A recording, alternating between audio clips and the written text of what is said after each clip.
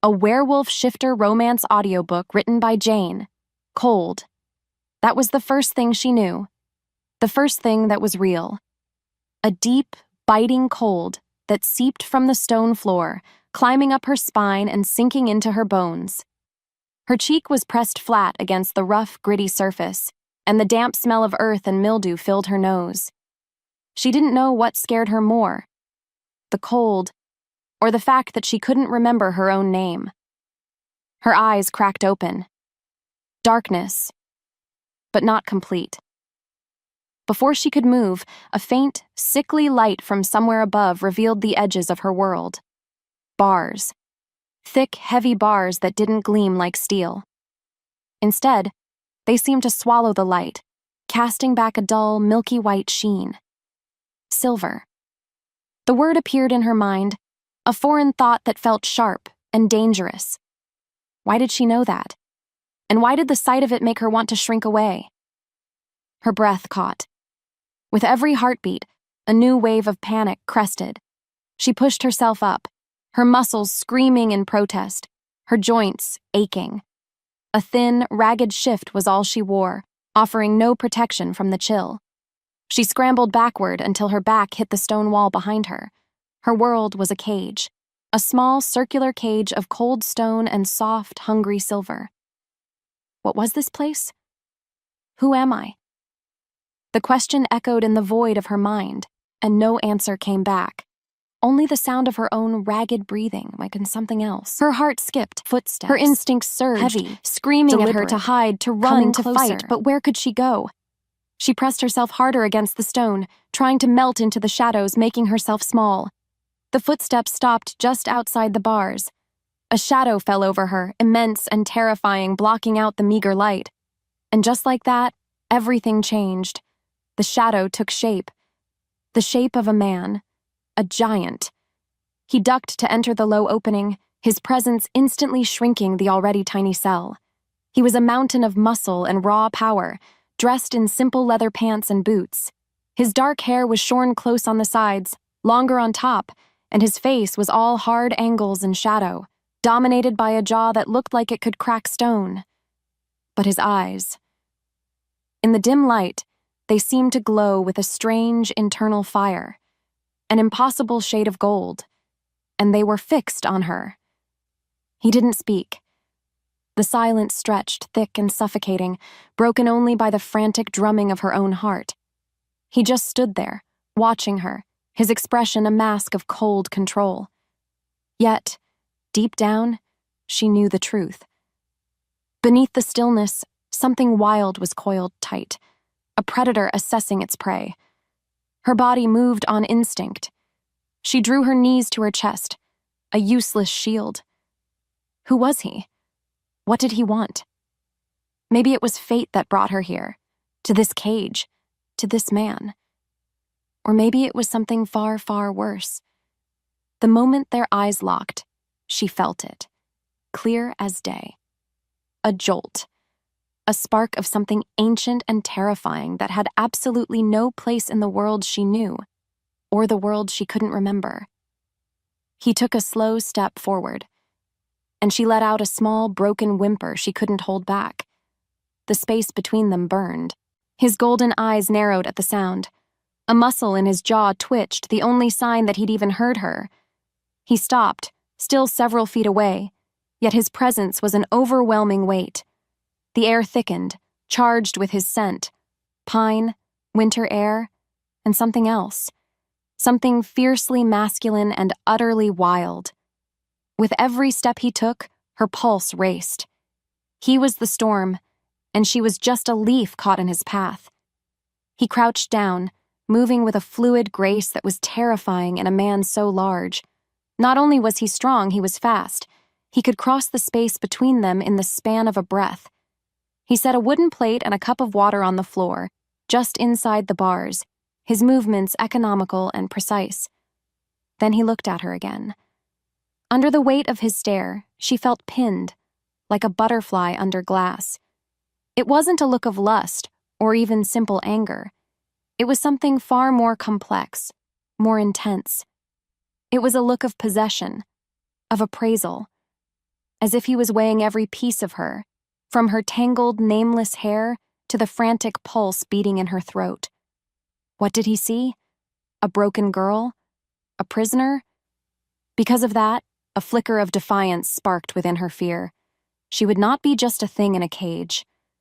No matter how hard she tried to be brave, her voice trembled when she finally spoke, the words raw and scratchy. Who are you?" The silence that followed was a living thing. For a moment, she thought he wouldn't answer, that he would just stand up and leave her in this suffocating quiet. But then his voice came, a low rumble that vibrated through the stone floor and straight into her bones. Riker. Just one word. Her name hung in the air, a threat and a promise all at once. He was Riker, and deep down, a part of her she didn't know existed seemed to remember that name, to recoil from it. In the quiet that followed, she felt a strange, phantom tingle on her shoulder, a place his eyes kept being drawn to. Why? What was he looking for? He rose to his full, intimidating height. He didn't say what he wanted or why she was here. Truth be told, his silence was a far more effective form of torture. It left her mind to spin, to imagine the worst possible horrors. That's why she found herself speaking again, desperate to fill the void. "Please, let me go." Riker's expression didn't change, but something in those golden eyes flickered. A flash of, what? Regret? Pain? It was gone as quickly as it appeared, replaced by that unnerving, cold resolve. He didn't just want her here, he needed her here. She could feel it, which meant her being here was important, not random. And that was somehow even more terrifying. Without another word, he turned and ducked out of the cell. The bolt slid shut with a deafening finality. His footsteps retreated, leaving her alone once more. Alone with his name. Riker. And the chilling, unanswered question of why.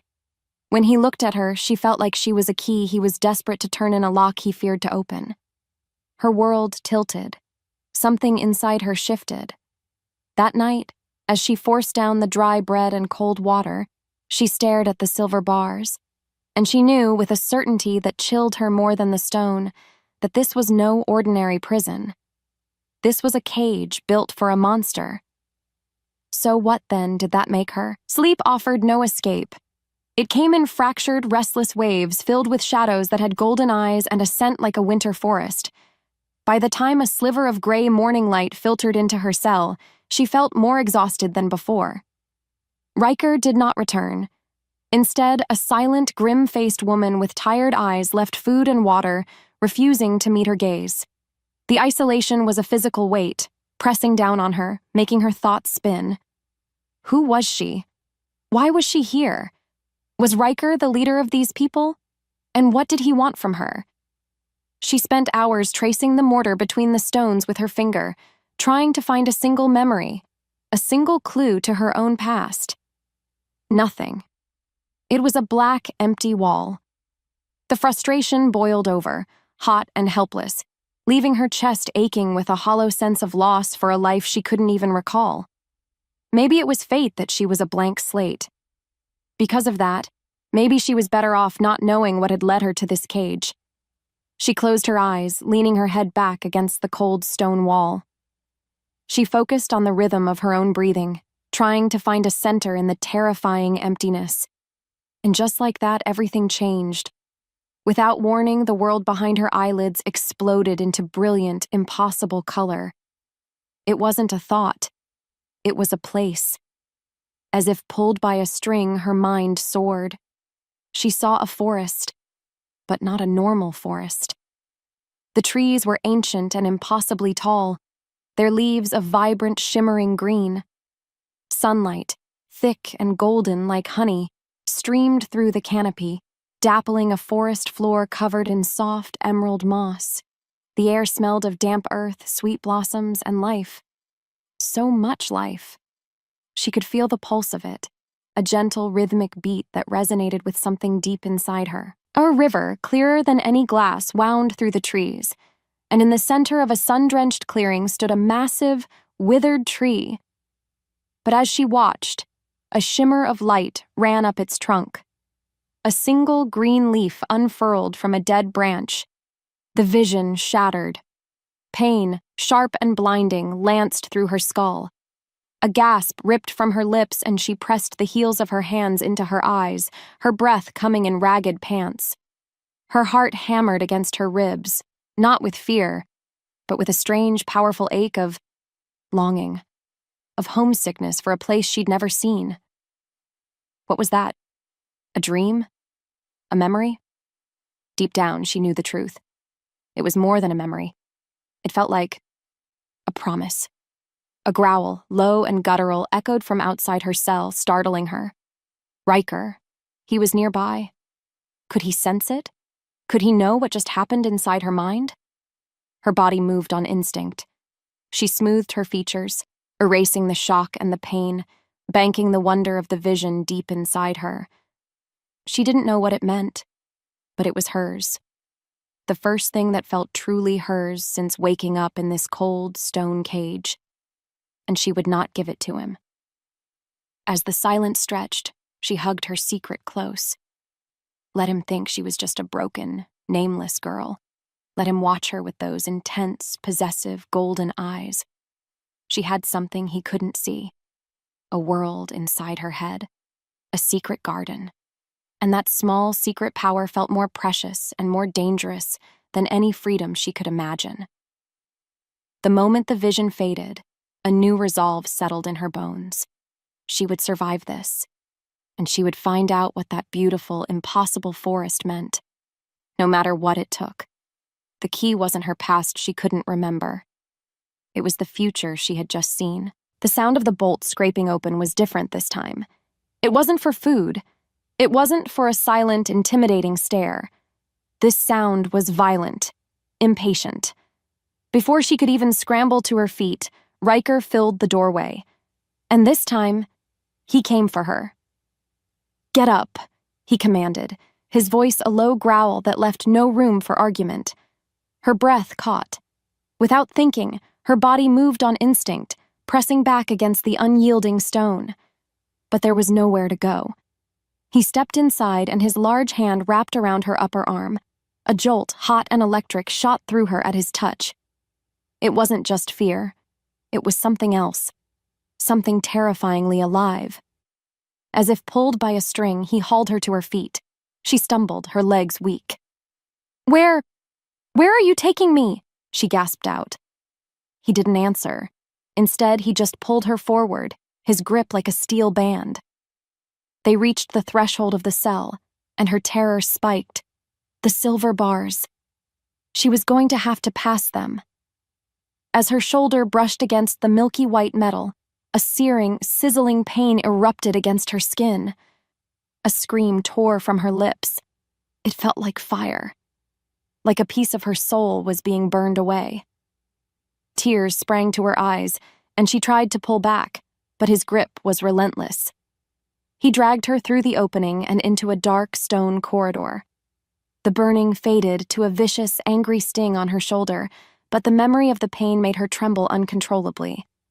Why did it hurt her so much? What was she? As he pulled her down the hallway, she could only see his broad, unyielding back. He was a force of nature, a storm she was trapped inside. And the strangest thing happened. Between one breath and the next, despite her terror, she felt a bizarre pull toward him. A stupid, insane desire to press her face into his back and hide from the world. To hide from him. Her thoughts spun. Maybe it was some kind of sickness of the mind, born from fear and isolation. Or maybe it was something far, far worse. Because deep down, she knew the truth. A part of her, a deep and primal part, wasn't trying to get away from him at all. It was trying to get closer. The moment his fingers closed around her arm, his wolf howled. Her skin was so soft, so fragile. His beast, the other half of his soul, wanted to wrap her in furs, to feed her, to soothe the terror he saw in her wide, haunted eyes. But he couldn't. Not only was his pack dying, but the elders were growing restless. The prophecy was his only hope, a desperate, flimsy shield against the creeping blight that was poisoning his land and his people. He had to know if she was the one, which meant he had to break her, or at least break through whatever wall was holding her power back. So he hardened his heart. He ignored the frantic beating of his own wolf's rage. "Mate," the beast snarled in his mind. "You hurt our mate." He dragged her toward the threshold. He knew the silver would burn her.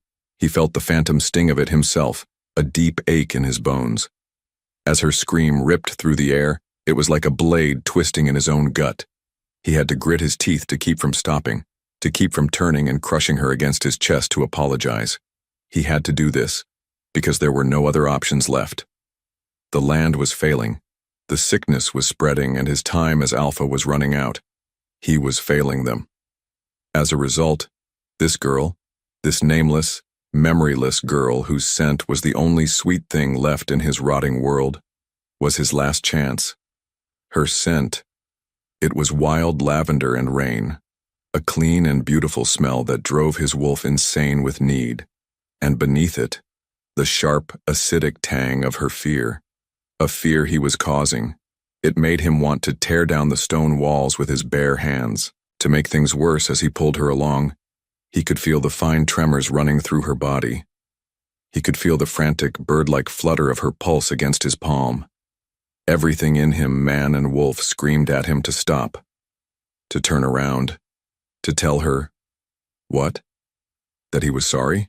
That he felt this insane pull to her? This bond that the moon itself had blessed?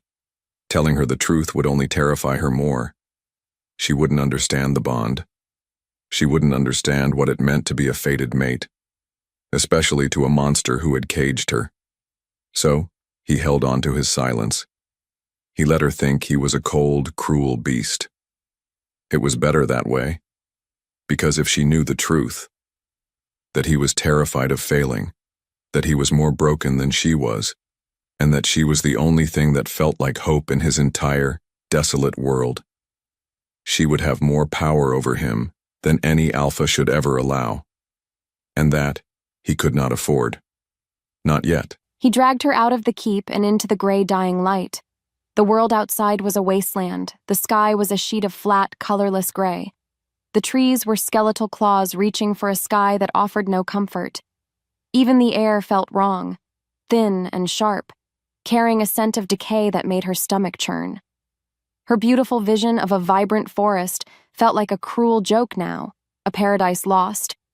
Or maybe a paradise that had never existed at all. Riker didn't slow down.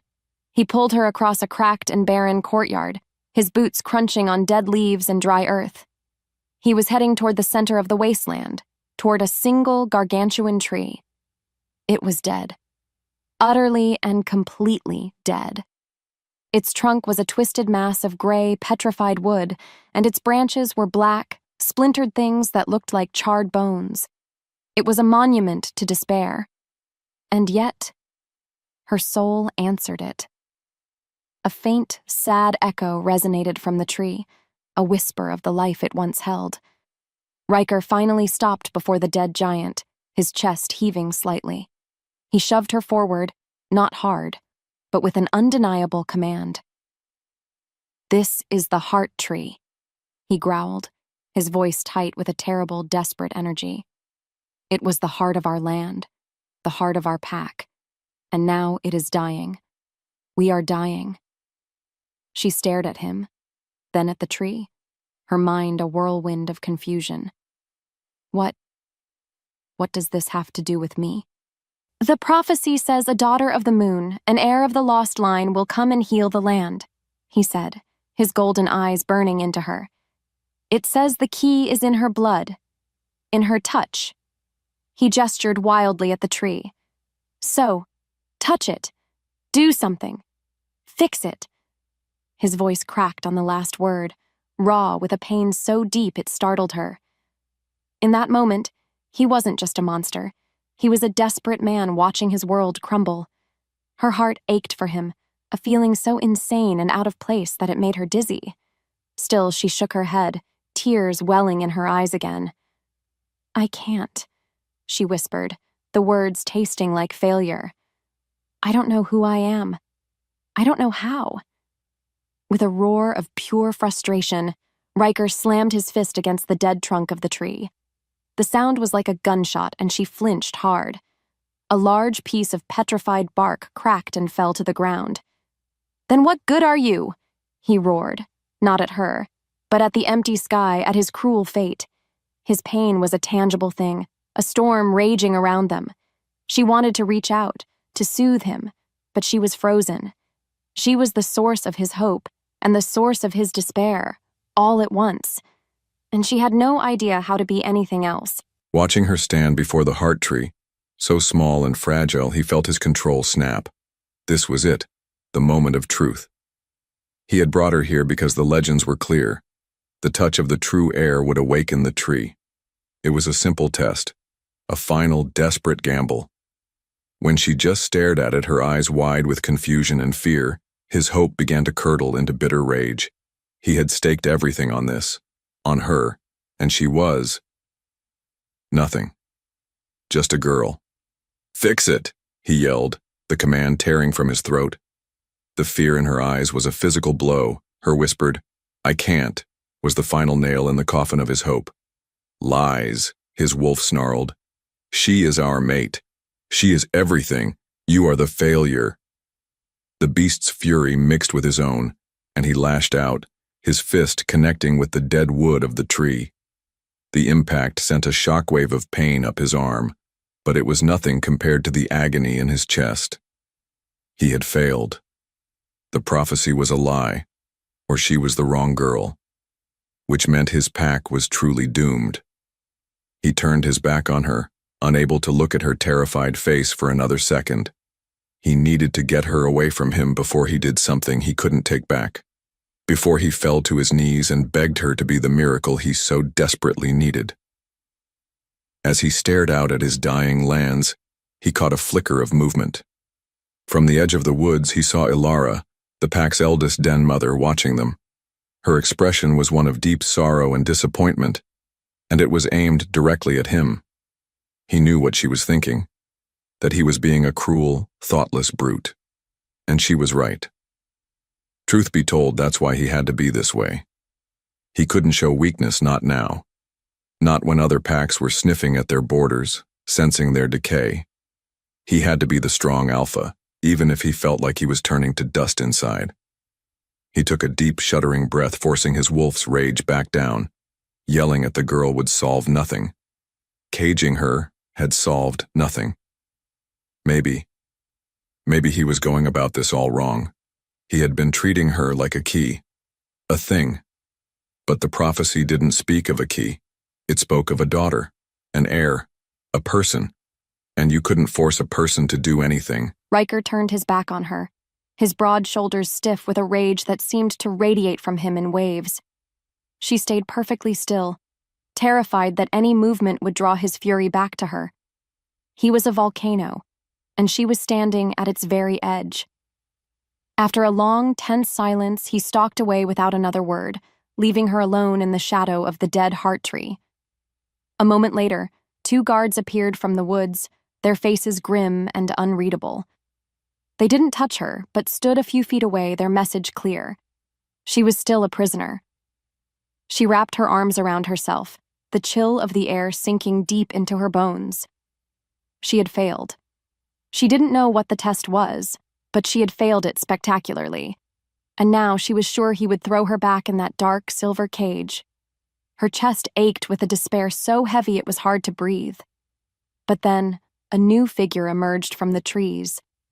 It was an older woman, her long hair a cascade of silver gray, her face a beautiful map of wrinkles that spoke of many hard seasons.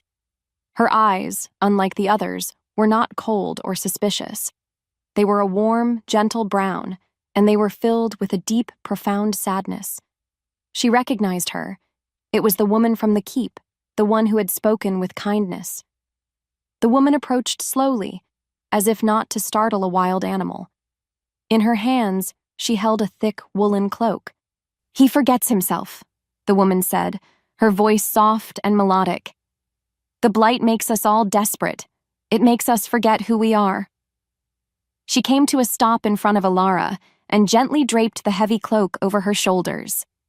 The warmth was immediate and wonderful, a shocking comfort in this cold, dead place. "My name is also Alara," the elder said, a faint, sad smile touching her lips. "I am the Den Mother." The kindness was so unexpected, it broke something inside her. A single hot tear escaped and traced a path down her cold cheek. The Den Mother reached out and gently brushed it away with her thumb. "There now, little one. Fear is a poison, but it doesn't have to kill you," she murmured. "He may be the alpha, but the heart of the pack still beats with compassion. You are not just a prisoner to us." This small act, this simple, human touch, was a lifeline. It was a spark of warmth in the suffocating cold of her fear. And in that moment, a decision formed in her mind. She would not just survive. She would not just escape. She would understand. She would find out what this blight was, what the prophecy meant, and what that vision of a living forest was trying to tell her. She would take control. That was the only way she would ever truly be free. As if fate demanded it, she looked up at the Den Mother, a new resolve hardening her gaze. "Thank you," she said, her voice clear and steady for the first time. The Den Mother simply nodded, her warm eyes holding a universe of ancient knowledge. She knew this was a turning point, and Alara knew that her journey wasn't about escaping a cage anymore. It was about finding out why she was the one meant to hold the key. From the edge of the keep, he watched. He saw Alara, the Den Mother, approach the girl. He saw her drape the cloak over her shoulders. He should have stopped her. The prisoner needed to be kept isolated, off balance. It was the tactical thing to do, but he couldn't. Because his wolf, the beast he had been fighting since the moment he first saw the girl, went completely still and quiet in his mind. Not with rage, but with a deep, humming sense of approval. "Our mate is cold," the wolf whispered. "The pack provides. This is the way." He watched as the girl's entire posture changed. Her shoulders straightened. The frantic terror in her eyes was replaced by something else, something strong and focused. He watched her thank the Den Mother, her voice carrying on the thin, cold air. She wasn't broken. He had thrown his rage and desperation at her, and she had bent, but she had not broken. A grudging, painful respect bloomed in his chest.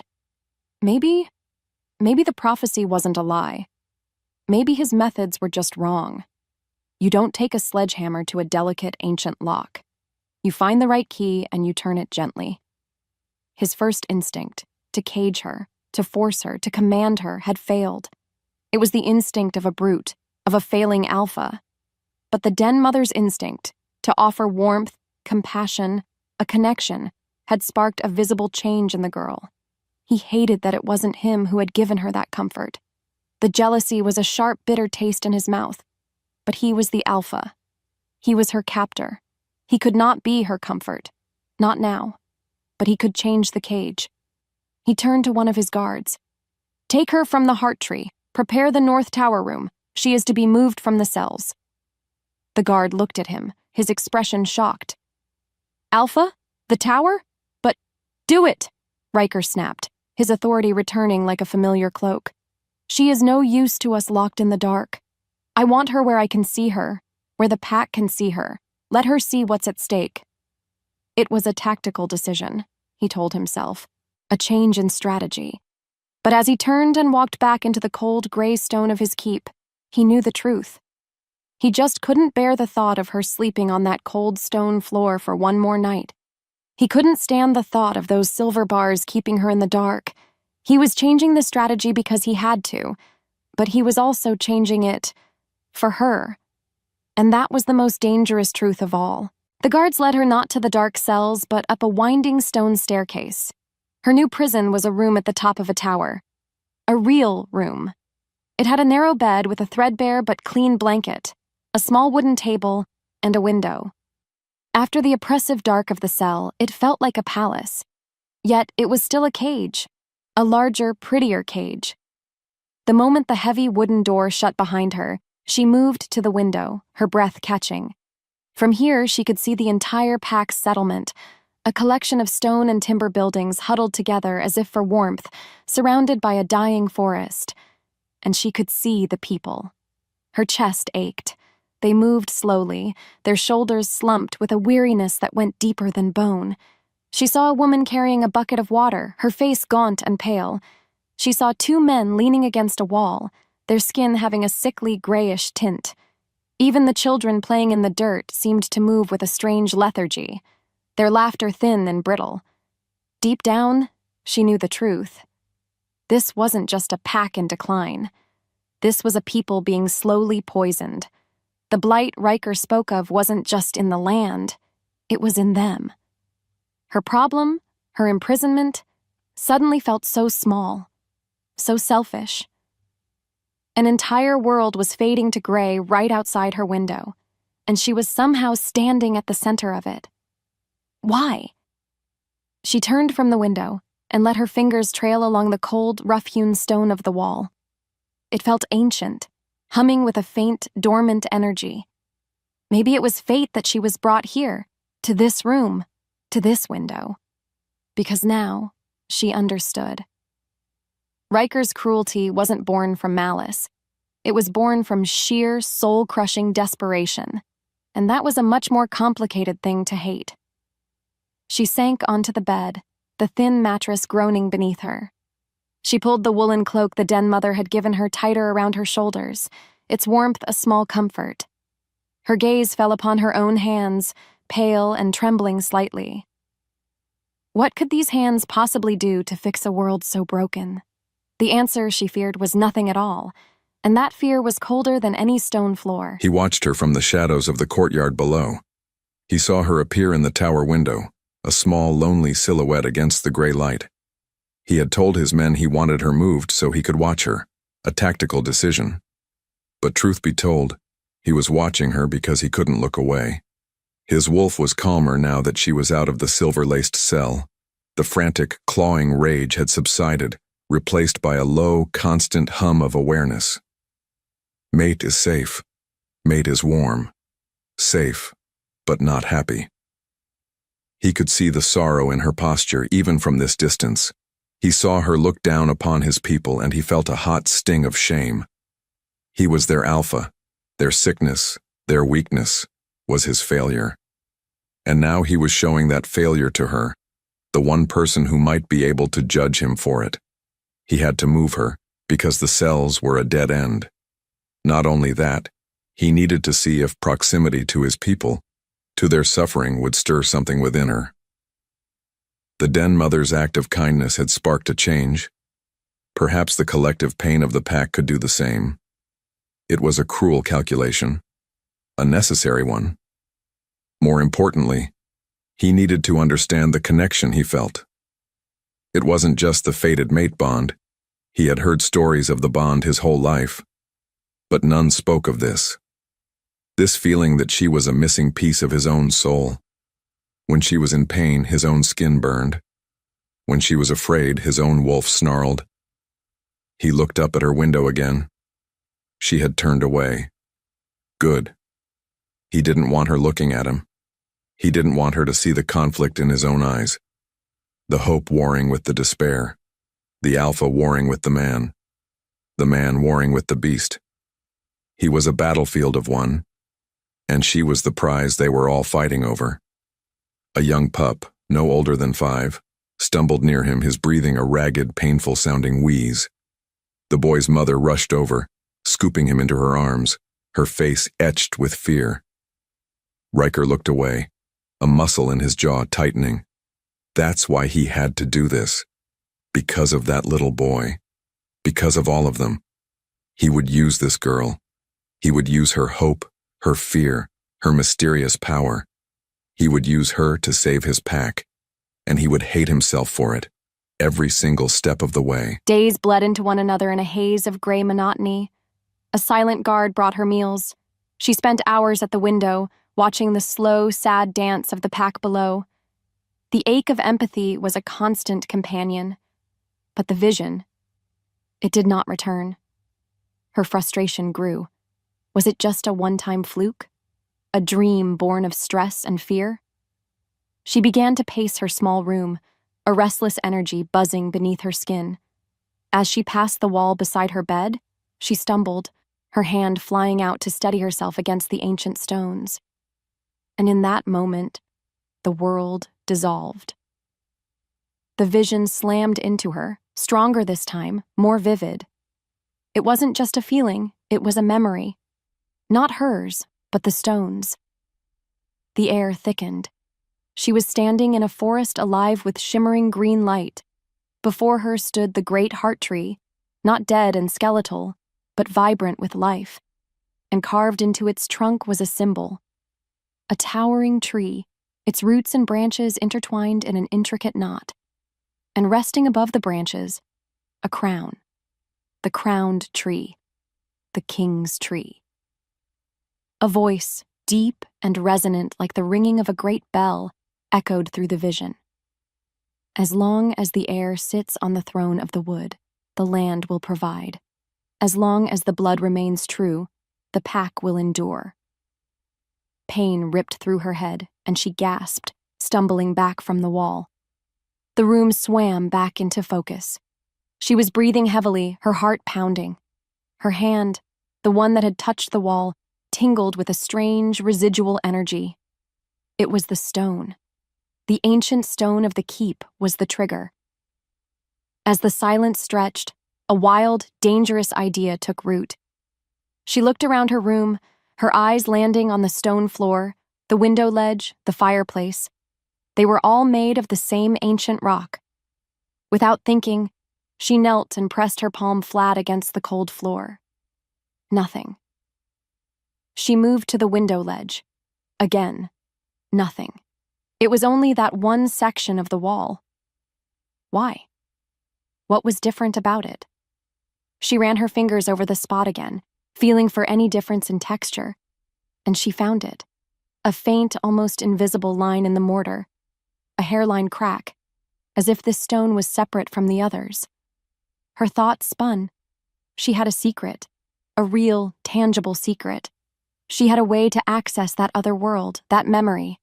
It was a power she could control. A small smile, the first genuine smile since she'd woken up, touched her lips. This was better than a key to escape her cage. This was a key to understanding why she was in it. Another day, another report of the blight creeping closer. A stream to the east had turned black overnight, its water now thick and foul. He slammed the report down on his heavy oak desk, a low growl rising in his throat. Time was running out. He stalked to his window, which looked out over the same courtyard as the girl's tower. He could see her, a silhouette pacing back and forth, back and forth. For days, she had done this. A caged animal, wearing a path in the floor of her prison. He felt a pang of something he refused to name. Guilt? Pity? It didn't matter. His pity wouldn't save his people. His wolf, however, was less pragmatic. She is restless, the beast rumbled. The cage is too small. Our mate needs to run. She is not our mate, Riker muttered under his breath, a lie he repeated 100 times a day. She is a tool, a key. Liar, the wolf answered simply. He watched as she suddenly stopped her pacing. She knelt down, pressing her hand to the floor. Then she moved to the window, then back to the wall. What was she doing? Was it a game to pass the time? A sign of her mind starting to crack from the isolation? To make things worse, he saw a faint smile touch her lips. A smile. What in this dying world could she possibly have to smile about? A cold knot of suspicion tightened in his gut. She was hiding something. That quiet, fearful act was just that. An act. Beneath it, there was a core of strength he had underestimated. She had secrets, the vision he had hoped for. What if she had already had it, and simply chosen not to tell him? The thought was infuriating. It made him want to storm up to that tower and demand answers. But he held himself back. Force had failed him once already. He had to be smarter. He had to be patient. So he watched. He would watch her every move. He would learn her routines, her habits, her secrets. He had placed her in the heart of his keep, surrounded by his people and his pain. Sooner or later she would have to show her hand, and when she did, he would be ready. The fate of his pack, of his entire world, depended on it. He would not fail them again. The knock on her door was soft, but it made her jump. It wasn't one of the silent, grim-faced guards. When the door opened, the den mother, Alara, stood there, her warm brown eyes filled with a worried light. "The little one, Caden, his fever is worse," she said, her voice strained. "I know this is much to ask, but the healers can do no more. When you were near him before, he seemed to rest easier. Will you come?" Her heart skipped. It wasn't a command. It was a request, a plea. Before she could think, before she could weigh the risks, she was nodding. Yes, of course. The den mother led her down from the tower and into the main hall of the keep, which had been turned into a makeshift infirmary. The air was heavy with the smell of sickness and herbal remedies. Cots lined the walls, each one holding a sick or dying wolf. The sight of so much suffering was a physical blow. Alara led her to a small cot in the corner, where a little boy lay shivering under a pile of furs, his face flushed with fever, his breath coming in shallow, painful gasps. This was the boy she had seen from her window. Caden. As she looked at him, an overwhelming wave of empathy washed over her. It was a powerful, instinctual pull. Her own aches and fears faded away. All that mattered was the small, suffering child in front of her. "What can I do?" she whispered. "Just sit with him," the den mother said, her voice thick with unshed tears. "Sometimes a gentle presence is its own medicine." She pulled up a small stool and Alara sat. She looked at the boy's small, pained face. Without thinking, she reached out and gently brushed a stray lock of sweaty hair from his forehead. As her skin touched his, it happened. It wasn't a vision. It wasn't a memory. It was a flow. A soft, gentle warmth bloomed from her palm, flowing from her into the boy. It felt like pouring a cup of warm, liquid light into a cold, empty vessel. It was the most natural thing she had ever done. Beneath her touch, the frantic shivering of the boy's body began to calm. His breathing, which had been ragged and shallow, deepened into the slow, steady rhythm of peaceful sleep. The angry, flushed color of his skin softened to a healthier, rosy pink. The fever hadn't broken completely, but it had receded. He was resting. Truly resting. Tears pricked Alara's eyes. She did that. She had done that. The air shifted. The tension in the room broke. She felt a presence behind her and looked up. Riker was standing in the shadows of the doorway, his golden eyes wide. The cold, hard mask of the Alpha was gone. In its place was a look of raw, unguarded, breathtaking awe. He wasn't looking at a prisoner, or a key, or a tool. He was looking at a miracle, and in his eyes she saw a terrifying, beautiful, and world-shattering hope, a hope that was now aimed directly at her. He had followed the den mother. He was furious that she had taken the girl from the tower without his permission. He was the Alpha. His orders were absolute. He had stormed down the corridors, ready to unleash his authority, ready to remind everyone who was in charge. And then he saw it. He stopped in the doorway of the great hall, hidden in the shadows. He saw the girl sit beside the cot of Caden, the sickest of all the pack's children. He had already accepted the boy would be lost by morning. The healers had given up hope. He watched her reach out, her touch so gentle, so hesitant. And he watched the impossible happen. He couldn't see the light she felt, but he could see its effects. It was as clear as day. The boy's tormented shivering ceased. The painful rasp of his breathing smoothed into peaceful sighs. The pallor of death receded from the child's skin. It was real. The prophecy. The legends. The desperate, dying hope he had been clinging to. It was all real. His wolf, the beast he had been fighting for weeks, rose up inside him not with a snarl, but with a roar of pure, triumphant joy. "Mate," It howled in his soul. She is life. She is our salvation. For the first time, he didn't fight the beast. He let the feeling wash over him, a tidal wave of relief so powerful it almost brought him to his knees. The weight of his dying pack, a burden that had been crushing him for months, suddenly felt lighter. He stepped out of the shadows. He couldn't help himself. Her eyes, those wide, haunted, beautiful eyes, lifted to meet his. He saw the shock in them, the wonder. She was as stunned by what she had done as he was. The space between them crackled with a new and potent energy. All the lines had been redrawn. She wasn't his prisoner anymore. He wasn't her captor. He was a dying king, and she was the goddess of life who had just walked into his blighted kingdom. He didn't know what to say. Thank you felt too small. I'm sorry felt like a lie. So he just stood there, letting her see the truth in his eyes. The awe, the reverence, the hope. As the truth unraveled between them, something cracked. The foundation of their dynamic, captor and captive, alpha and pawn, shattered into a million pieces, and in its place, something new and terrifyingly fragile began to grow. The dynamic between them had changed completely. Riker was no longer her cold, distant captor. In fact, he was a whirlwind of intense, focused energy. The hope she had seen in his eyes had ignited into a burning fire. And she was the fuel. He took her from the keep the next morning. But then, instead of dragging her, he walked beside her, his presence a constant, heavy weight. He didn't speak of prophecies or demands. Instead, he asked questions, his deep voice urgent and low. What did it feel like when you touched the boy? She struggled to find the words.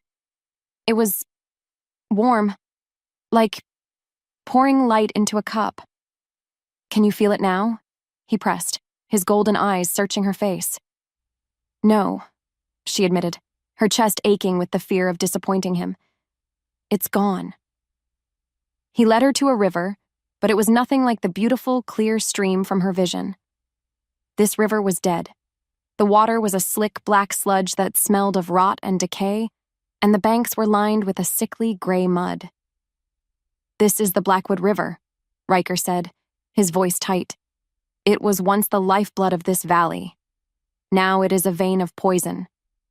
He turned to her, his gaze so intense it was hard to breathe. Try. Please. Her heart skipped. He had said please. She wanted to. More than anything, she wanted to give him the miracle he was so desperate for. She knelt at the edge of the foul-smelling river, the mud squelching beneath her boots. She took a deep breath and reached out, plunging her hand into the cold, oily water. Nothing. There was no warmth, no flow of light, just a disgusting, icy chill that made her skin crawl. She closed her eyes, trying to summon the feeling she'd had with the child, trying to picture the living forest from her vision. Still nothing. A tear of frustration slipped from her eye.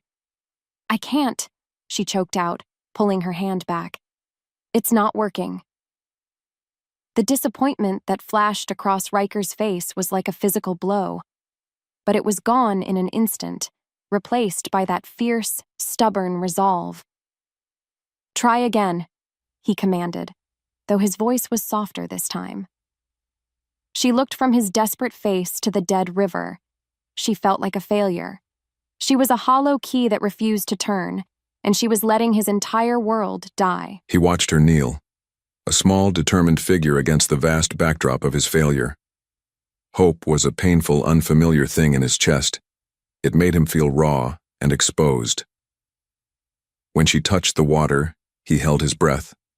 He willed the magic to work, poured all his own desperate energy toward her, as if he could fuel her power himself. The moment her face fell, the moment she whispered, I can't, that fragile hope fractured.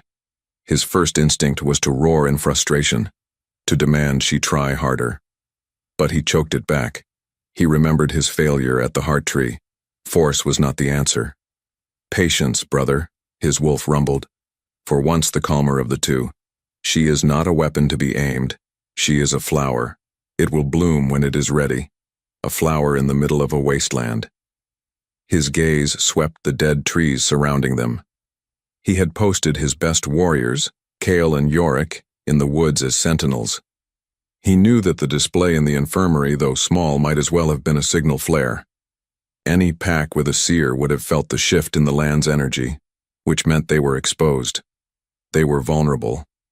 That's why he had pushed her to come here today, because he knew their time for quiet experimentation was running out. He saw the tear track down her cheek, and it took every ounce of his self-control not to go to her, not to pull her away from this dead place and take her somewhere safe. But there was nowhere safe. "Try again," he said, hating how much of a command it still sounded. He needed to soften his approach. Before either could speak again, a sharp, piercing whistle cut through the dead air. A warning. His head snapped up. Kyle, from the North Ridge, his blood ran cold. He had been right. Their time was up. In that moment, everything shifted. The desperate hope, the frustration, it all vanished, burned away by pure, primal instinct. He launched himself toward Alara. "Get down!" he roared. As if the world narrowed, a black-fletched arrow hissed through the air where her head had been just a second before, thudding deep into the mud on the opposite bank. The silence that followed was worse than any scream. They were not alone. The world exploded into chaos. Riker's roar was still echoing in the air when figures burst from the dead trees. They were like Riker, yet terrifyingly different. Leaner, wilder, their eyes glowing with a predatory red light. They moved with a fluid, terrifying speed, and the air was suddenly filled with the sound of snarling and the wet, tearing sound of claws meeting flesh.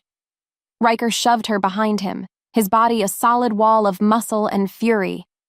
He didn't just stand there. He transformed.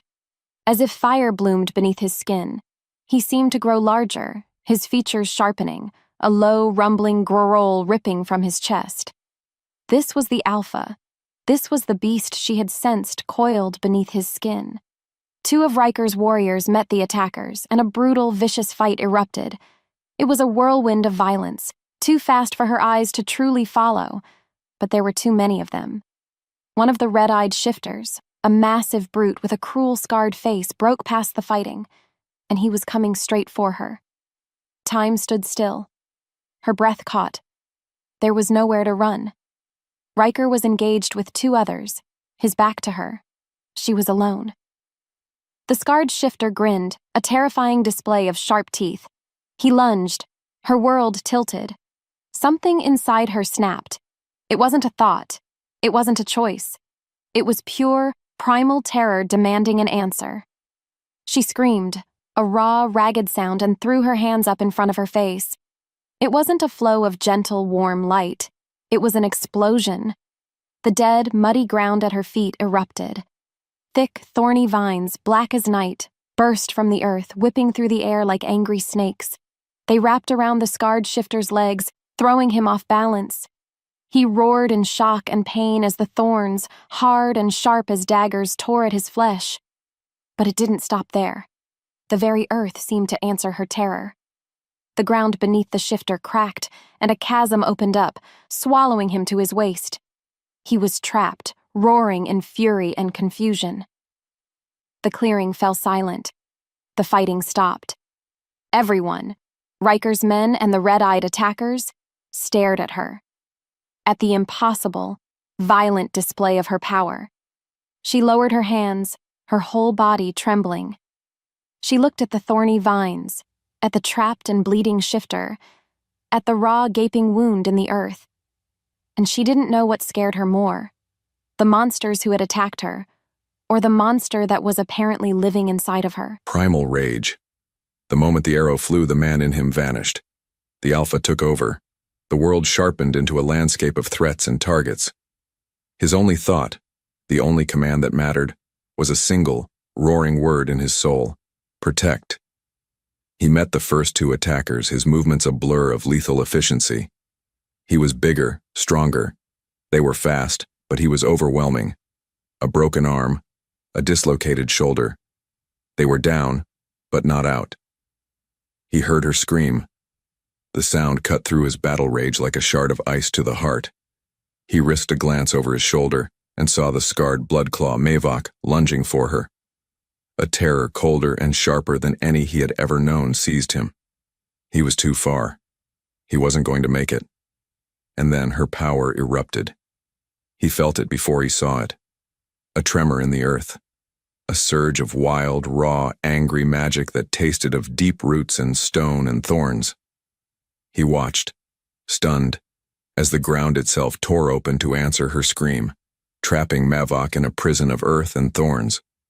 His wolf went silent. The battle rage evaporated. All he could do was stare. This was not the gentle, life-giving warmth he had witnessed before. This was not healing. This was violence. This was defense. This was power on a scale he had never imagined. The other bloodclaws, seeing their packmate ensnared by what could only be described as blood magic, hesitated. That hesitation was all his warriors needed. Kale and Yorick pressed the attack, driving the remaining shifters back into the woods. But Riker didn't move. He couldn't. His mind was reeling, recalibrating everything he thought he knew. He had been trying to get her to heal a river. He had been trying to nurture a delicate flower. He had been a fool. She wasn't a flower. She was a slumbering volcano. She wasn't a key to a lock. She was a weapon of mass destruction. And the entire world had just seen the first demonstration. The stakes didn't just rise. They shattered the sky. The game wasn't about healing his land anymore. It was about surviving the war that was about to come for her. His gaze locked onto her. She was staring at her own hands, trembling, her face pale with shock. So fragile, so powerful. And she was his. The silence after the chaos was deafening. The remaining attackers had vanished back into the dead woods. The scarred shifter, Mavok, was still trapped, snarling and bleeding in the prison of earth she had created. Her arms were shaking so badly she had to wrap them around herself to stop. She couldn't stop staring at the thorny vines. They had come from her. That violence, that raw, untamed power, it was hers. The thought made her feel sick. Riker's two warriors were tending to their wounds, but Riker himself, he was just standing there, staring at her. His face was unreadable, a mask of stone. Was he angry? Horrified? Her chest ached with a new kind of fear. She had wanted to show him she could help. Instead, she had shown him she was a monster. He finally moved, his steps slow and deliberate as he approached her. Her breath caught. This was it. He would call her a witch, a demon. He would lock her back in the silver cage where she belonged. But he didn't stop in front of her. He walked right up to her, his large frame blocking out the gray light. He didn't speak. Instead, his hands came up, big and rough, and began to move over her, checking her arms, her shoulders, her face. His touch wasn't gentle or hesitant. It was urgent, desperate, almost frantic.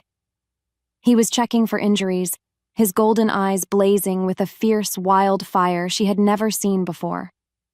When he was satisfied she was unharmed, his hands fell to her shoulders, his grip firm, possessive. "Did they hurt you?" he asked, his voice a low, rough rasp. She could only shake her head, her throat too tight for words. "Good," he breathed. The tension broke. He looked from her to the trapped bloodclaw, and his face hardened into the alpha mask once more. But it was different now. It was sharper, colder, more dangerous than ever.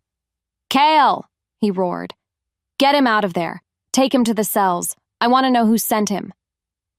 He turned back to her, his gaze locking with hers. The awe was gone. The hope was gone.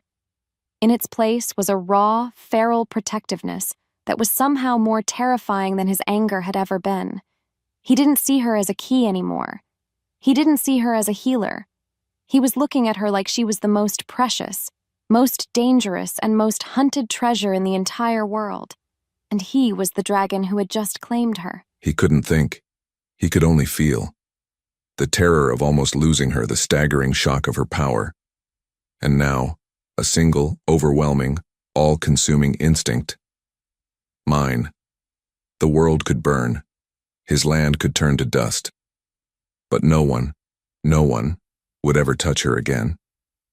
His hands shook as he checked her for injuries. The thought of one of those blood-claw bastards putting their filthy claws on her made his vision go red.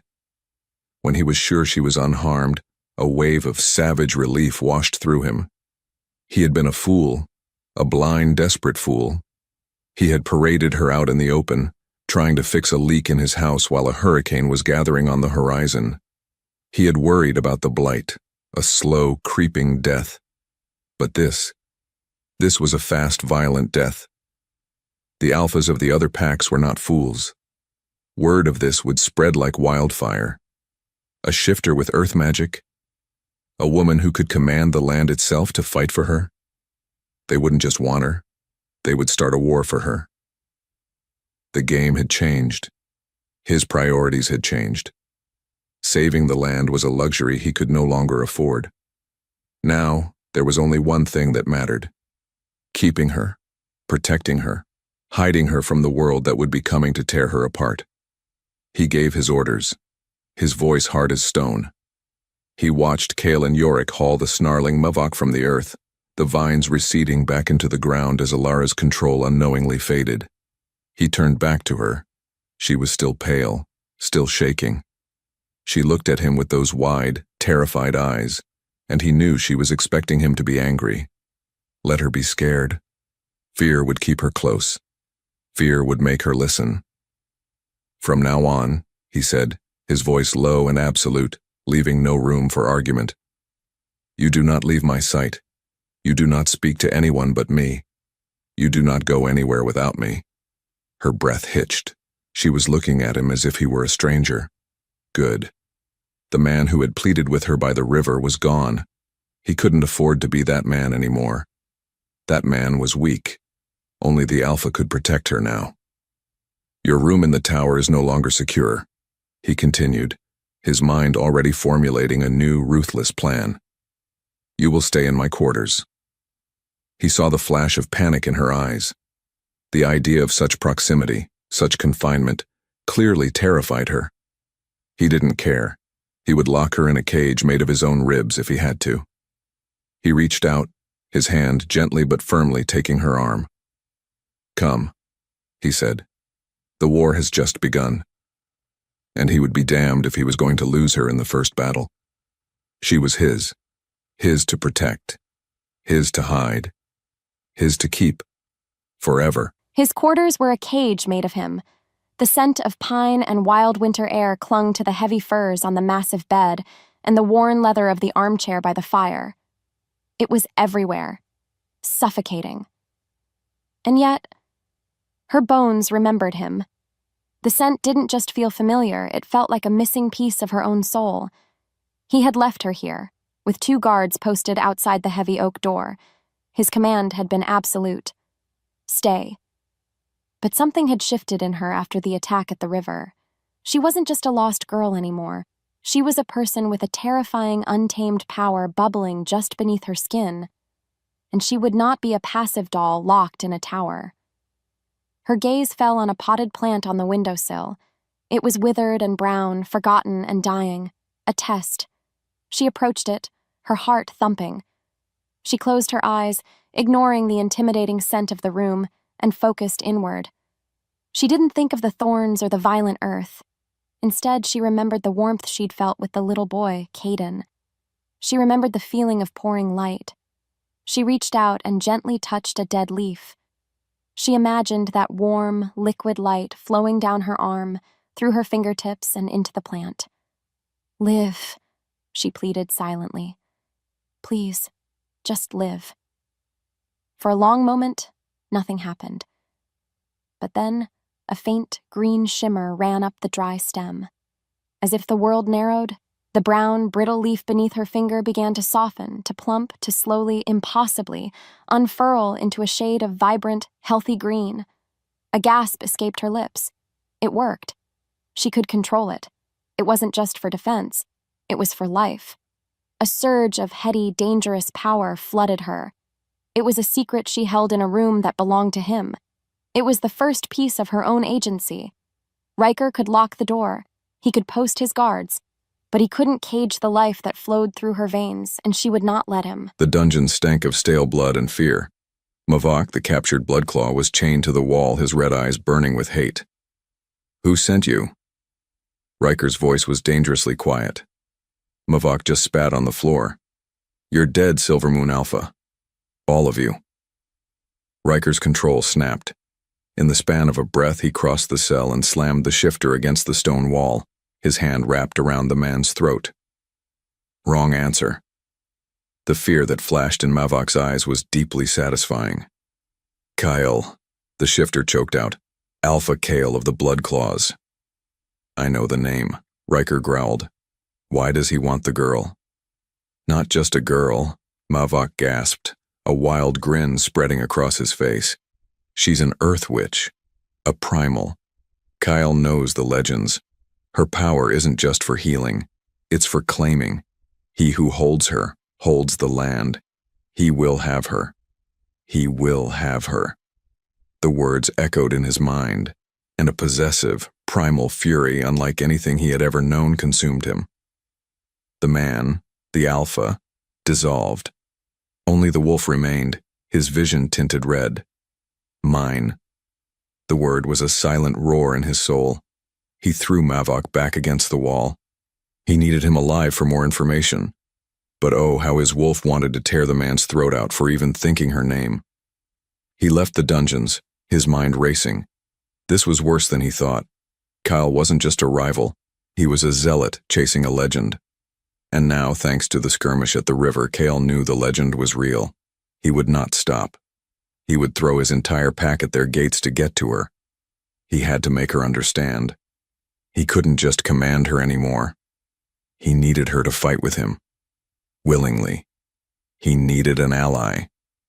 And he knew, with a sinking feeling in his gut, that to get one, he would have to give her a piece of himself he had never shown to anyone. A piece of his past. A truth buried in shame. Riker stormed into the room like a thundercloud, his face a mask of controlled fury. She instinctively took a step back, her small moment of triumph with the plant evaporating. But his anger wasn't aimed at her. It was something darker, more widespread. "We have a problem," he bit out, pacing in front of the fireplace. "His name is Kale, and he wants you." Her heart hammered. "Why?" "Because he thinks you're a weapon to control the land. And he's not wrong," Riker said, finally stopping to look at her. The fire in his eyes was banked, replaced by a deep, weary weight. "If you're going to help me protect you, protect us, you need to know everything," he said, his voice dropping. A strange tension filled the room. This was a shift. He was offering something. "Then tell me," she challenged, finding a sliver of courage. "Tell me why this land is dying. What really happened here?" He stared into the fire for a long moment, the silence roaring between them. She thought he was going to refuse. But then he spoke, his voice low and laced with a shame that felt ancient. "My great-grandfather. He was a proud, arrogant alpha," Riker began. "The legends say this valley was ruled by a line of primal shifters, fey-blooded, who commanded the earth. They were the royals of the wood. The first alpha of my line made a pact with them, to guard their territory in exchange for prosperity. But my great-grandfather broke that pact." He paused, and his next words were heavy with disgust. "He grew jealous of their power. He led an ambush, a slaughter. He killed them to take the valley for himself, believing their power would pass to him. But it didn't. Instead, their dying queen cursed the land with her final breath, a blight that would slowly poison the pack that betrayed her, until the rightful heir returned to claim her blood right, or all turned to dust." He finally looked at her, his golden eyes filled with the weight of his ancestors' sin. "I am the alpha of a stolen, dying land, Alara. That is the truth of it." Her breath caught. He had used her name.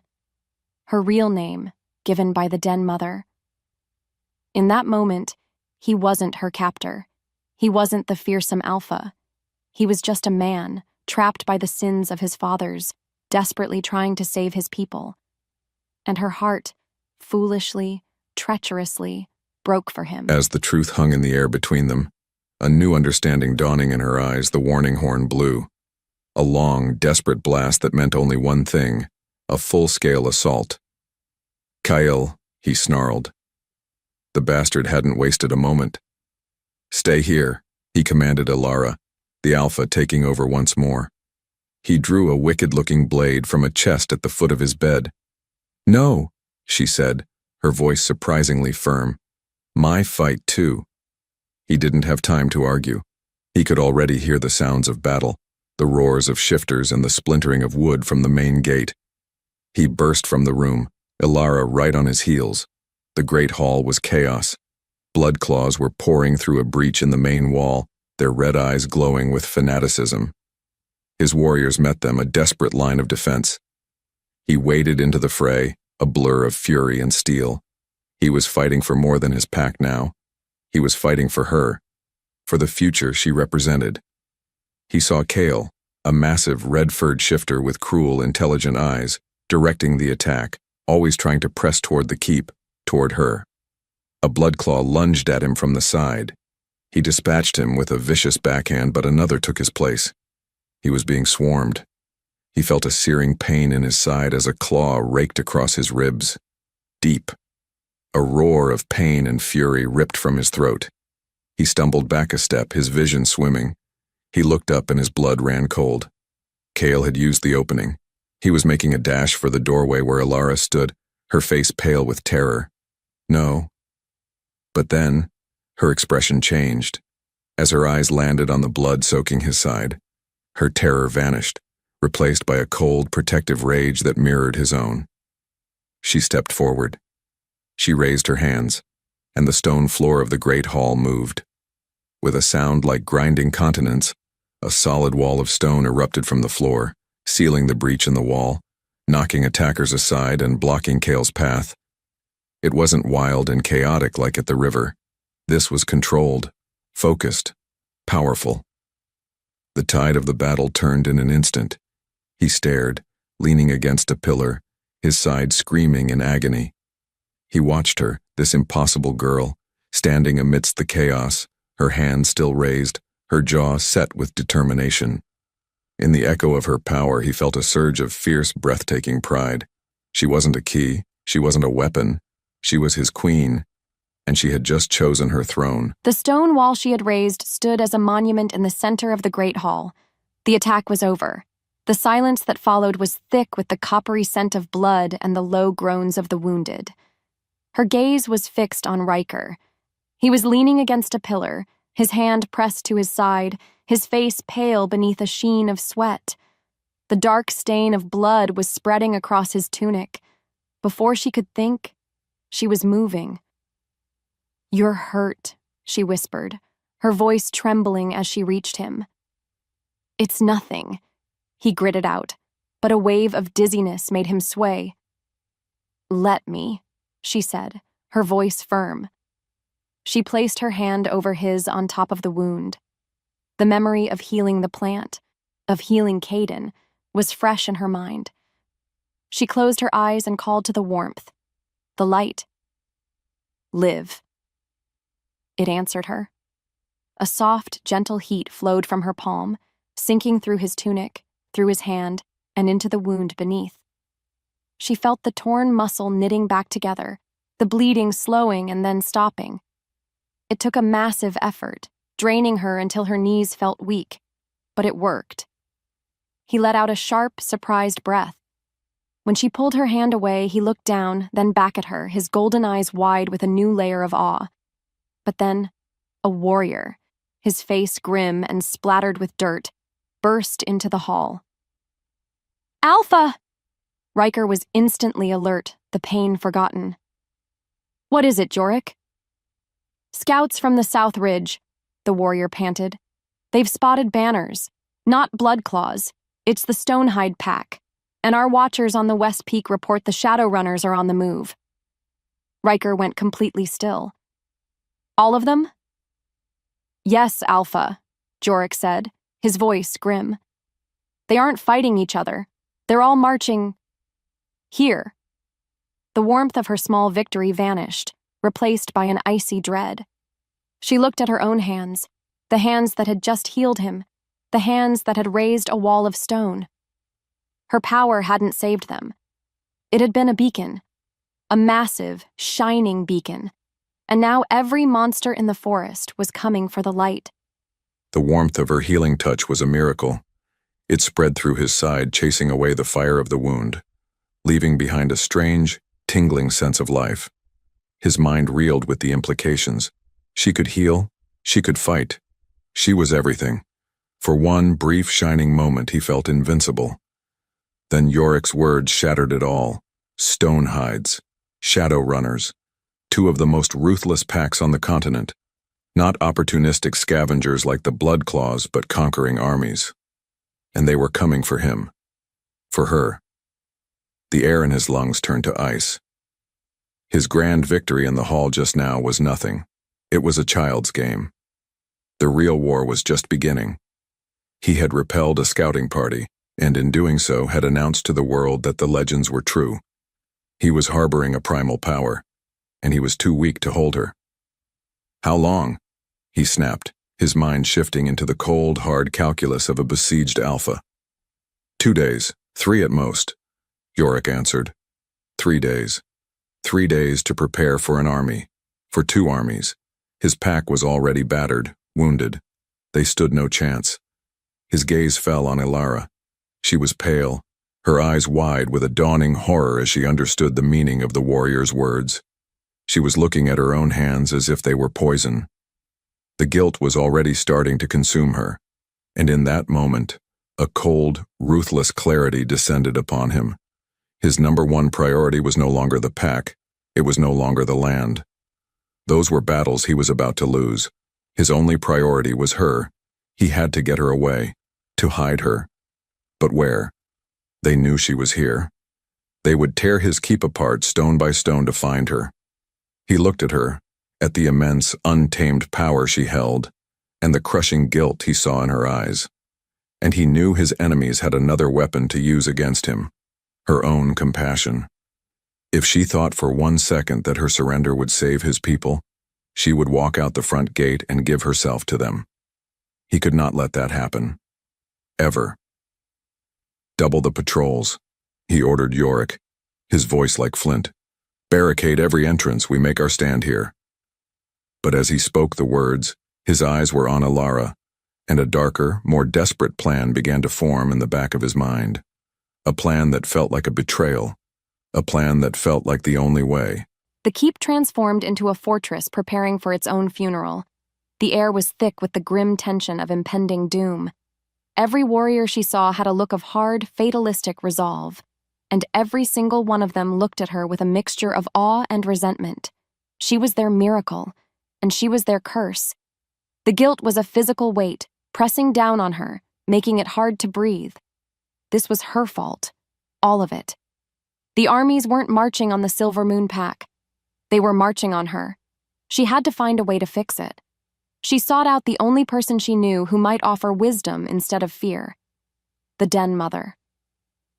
She found the elder Ilara in the makeshift infirmary, tending to a young warrior whose leg had been mangled in the fight. Den Mother, she began, her voice small. The elder Ilara looked up, her warm eyes tired but still kind. Child, your face is pale. What can I do? Ilara asked, her voice cracking. How can I stop this? They're coming because of me. They are coming because of their own greed, the Den Mother corrected gently, tying off a bandage. Power does not corrupt, little one. Fear corrupts, the fear of not having power. She sighed, looking around the hall at the wounded. I must go to the western outpost. They were hit hard in the first wave, and their healer fell. They need herbs and comfort. Is it safe? Ilara asked, a knot of dread tightening in her stomach. Nowhere is safe, the Den Mother said with a sad smile. But we do what we must until we cannot. That is the way. She patted Alara's hand. Do not blame yourself for the storm.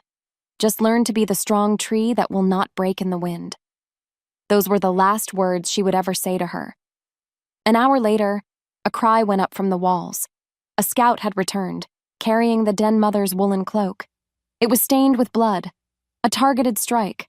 A single poisoned arrow. Kale's assassins hadn't launched another attack. They had simply taken the heart of the pack. The news ripped through the keep, a wave of grief and despair. But for Alara, it was a knife twisting in her soul.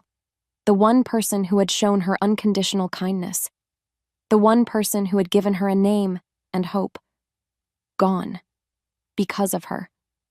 The storm had come, and it had broken the strongest tree of all. The news of the den mother's death was a crippling blow. She had been his mother's dearest friend, a pillar of his pack since before he was born. Kale wasn't just laying siege. He was engaging in psychological warfare. He was cutting them apart piece by piece, aiming for their heart, their morale. He found Alara in the now empty infirmary, standing by the cot where the den mother had been working. She was unnaturally still, her face a mask of utter hollow despair. The light he had seen in her, the fire, the life, it was gone, snuffed out. It's my fault, she whispered to the empty room. All of this. It's all my fault. He saw it in her eyes then, a terrible, quiet resolve. She was going to do something stupid. She was going to walk out there, give herself up, believing her sacrifice would save them. The very thought sent a shard of ice through his heart. He had lost his land. He was losing his pack. He would not lose her. Alara, he said, his voice rough. She turned to him and her eyes were empty. Make it stop, Riker. Please, just tell me how to make it stop. And in that moment, his own hope died. He saw the only path left. A dark, ugly path, but the only one he could see that ended with her still breathing. I will, he said, his voice flat. He crossed the room to her. She looked up at him, a flicker of trust in her desolate gaze. What do I do? He didn't answer. He simply took her arm.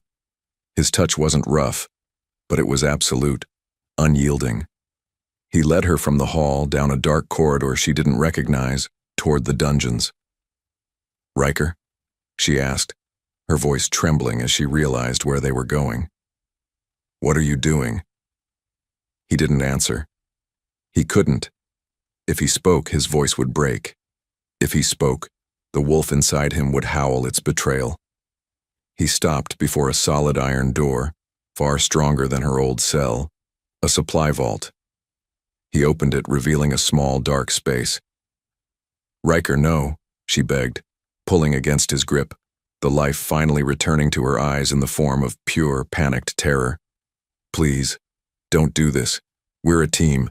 You said, I'm sorry, he choked out, the words tasting like ash. He gently but irresistibly pushed her inside. I'm doing this to keep you alive.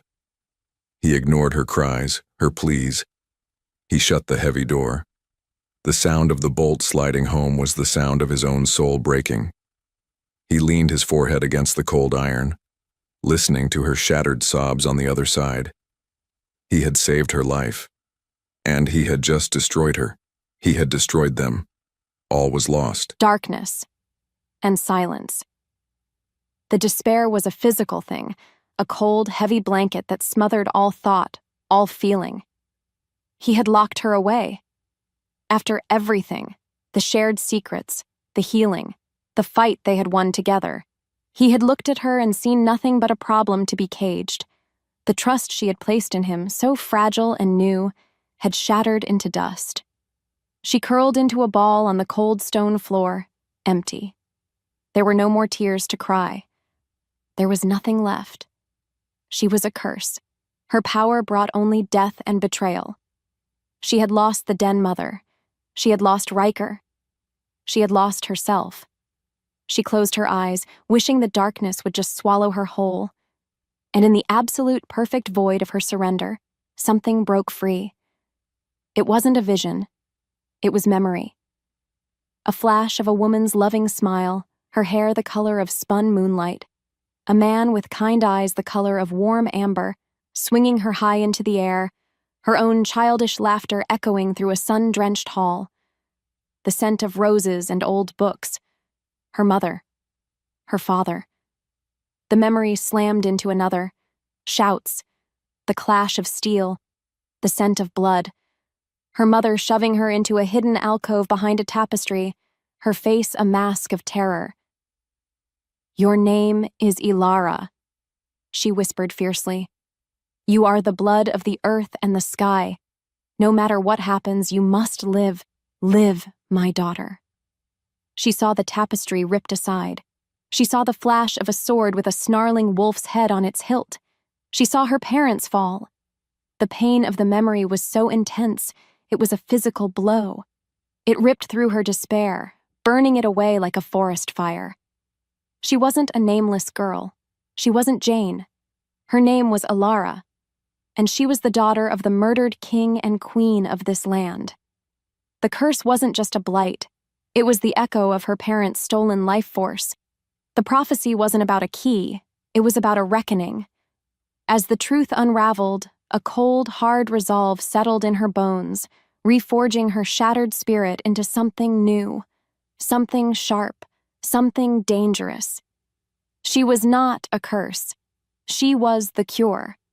And her grief would be the fire that burned her enemies to the ground. He stood on the battlements, watching the enemy campfires twinkle in the distance like a constellation of death. They were surrounded. Come morning, the final assault would begin. His pack would be annihilated. He felt nothing. The alpha in him was a hollow shell, going through the motions of command. The man was a ghost, haunted by the sound of her broken sobs. The wolf was silent, its spirit crushed by his betrayal of their mate. He had condemned them all. He couldn't stand it any longer. He had to see her. He had to explain. He had to apologize before the end came. He didn't deserve her forgiveness, but he couldn't die as the monster who had locked her away in the dark. He walked to the iron door of the vault, his heart a cold, dead stone in his chest. He took a deep breath, preparing for her tears, for her hatred. He deserved it all. He slid the bolt open. The woman who stood in the darkness was not the broken girl he had left there. She stood tall, her chin lifted, her eyes clear and blazing with a light he had never seen before. The fear, the grief, the despair, all gone.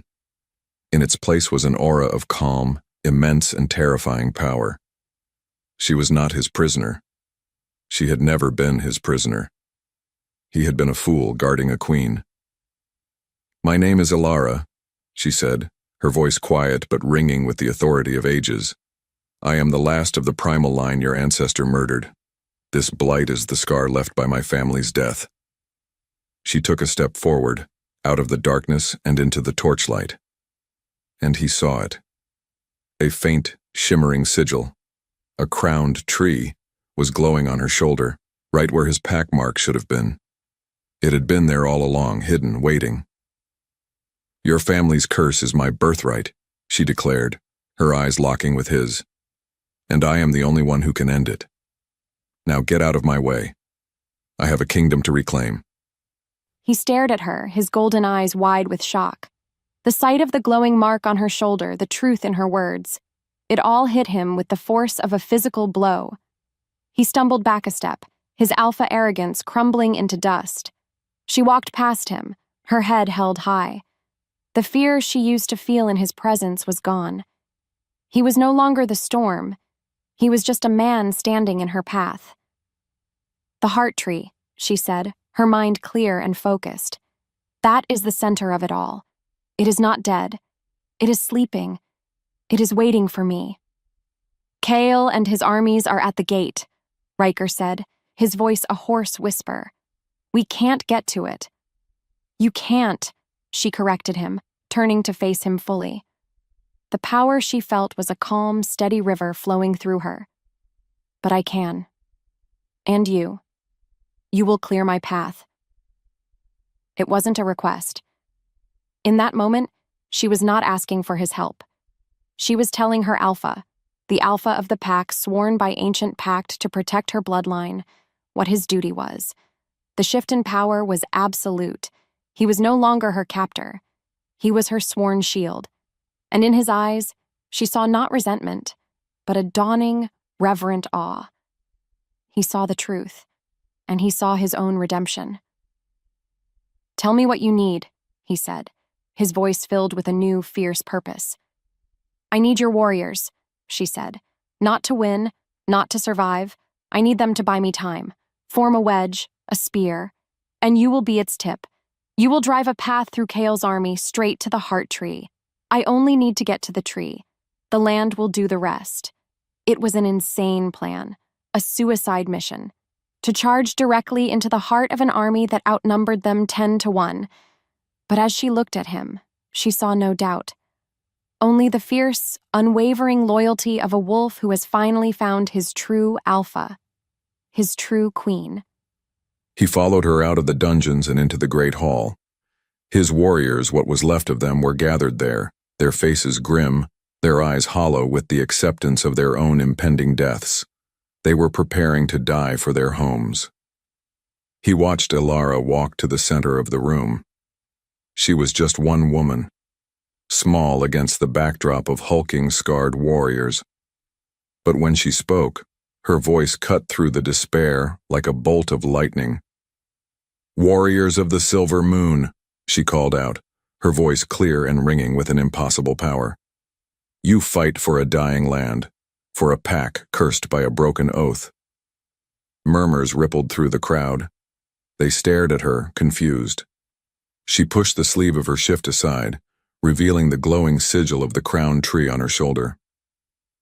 "My name is Elara, and I am the last daughter of the line your first alpha swore to protect, the line your ancestors betrayed." A collective gasp went through the hall. They stared at the glowing mark, the symbol from their oldest legends. "The blight upon this land is the shadow of my family's murder," she declared, her voice rising with power. "The armies at our gate are the greedy sons of the usurpers who stole my throne. You have been fighting to defend a cage of shame. But today you fight for a chance at redemption. You will not fight to survive. You will fight to clear a path for your queen. You will escort me to the heart tree, and I will reclaim my birthright and heal this land once and for all." The silence that followed was absolute. The warriors stared, their eyes wide with disbelief, with dawning, impossible hope. He drew his great sword. The sound of steel ringing through the hall broke the spell. He strode to her side, turned to face his pack, and dropped to one knee. He held his sword out flat before him, an offering, an oath. "My life and my blade are yours," he said, his voice thick with emotion. "My queen." For a moment, there was only the sound of breathing. Then Yorick, his second in command, let out a roar and dropped to his knee. Then Kale.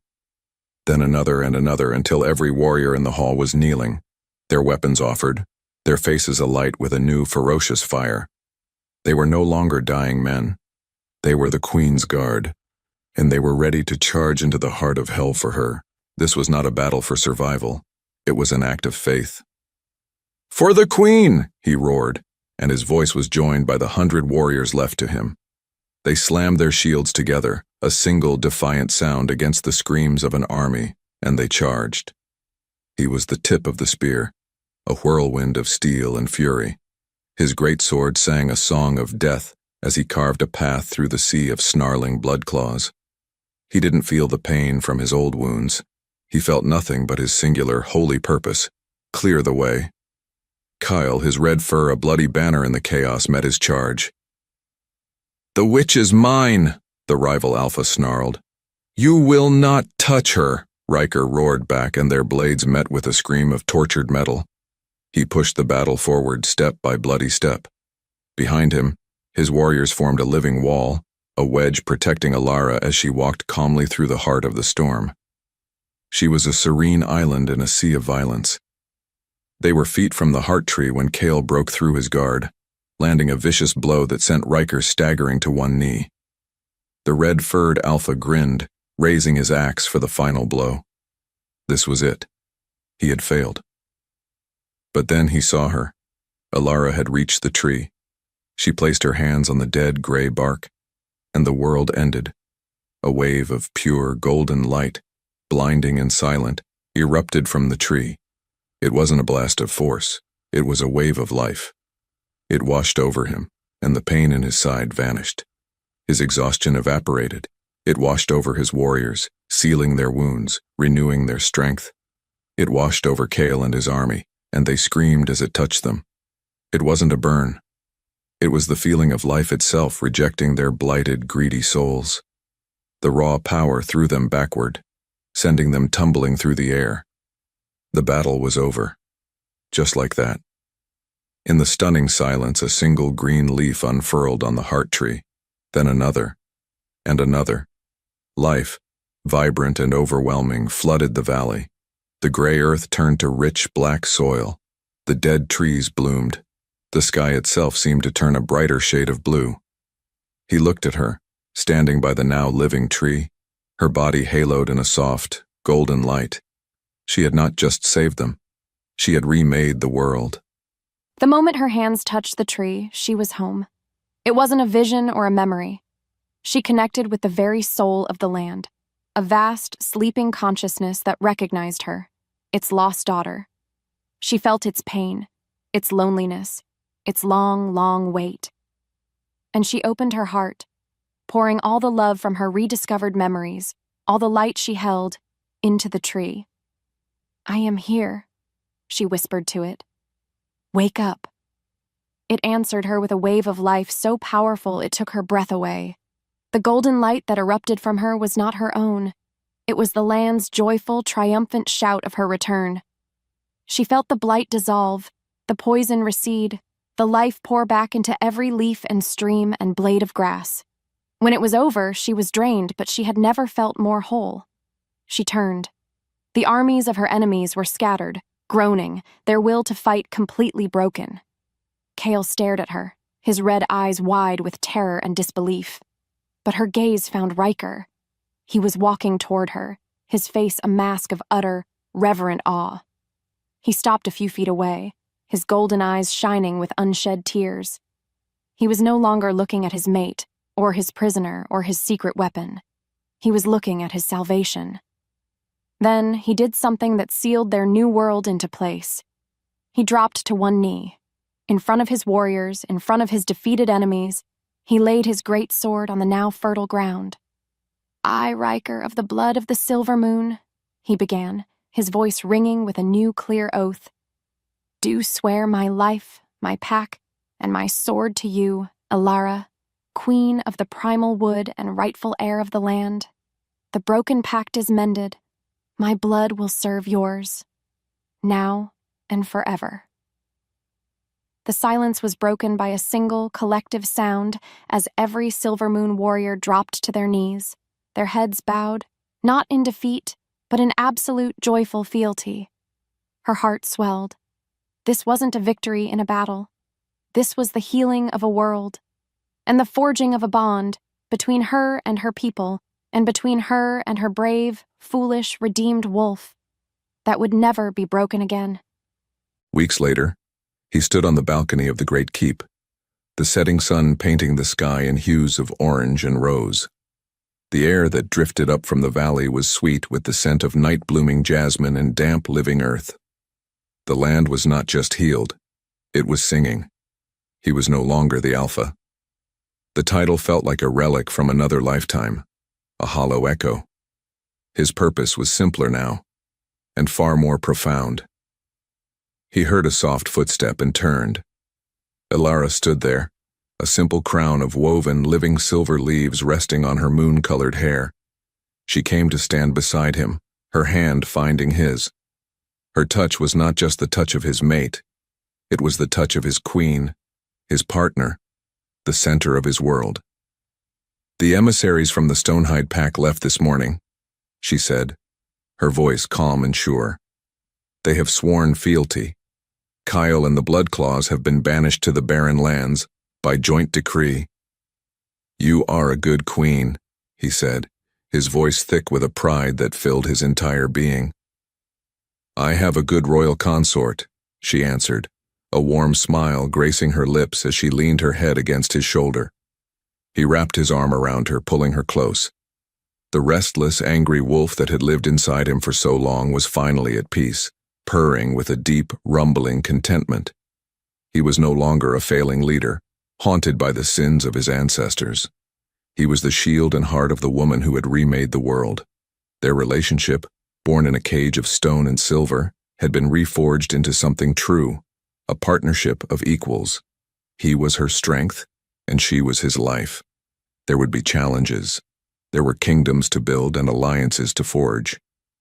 But as he looked out at the vibrant, thriving valley, and then down at the incredible woman in his arms, he knew they would face it all together.